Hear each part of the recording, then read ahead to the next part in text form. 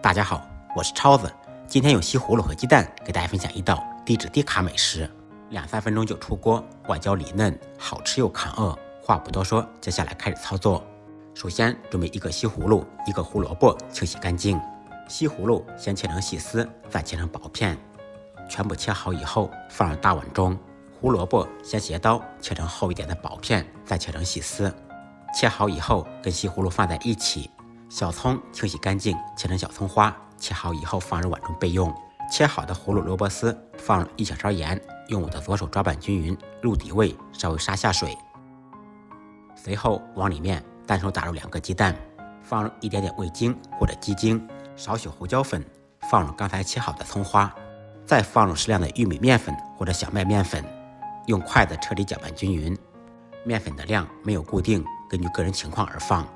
如果感觉太稀，就可以再加一点粉，但是最好粉的量不要太多。我个人感觉面粉放的越少越好吃，也可以放入一半玉米面粉，一半小麦面粉，口感和味道会更好。起锅开火，先把平底锅烧热，锅热以后刷上1小层油，油的量也不用太多，薄薄1层就可以。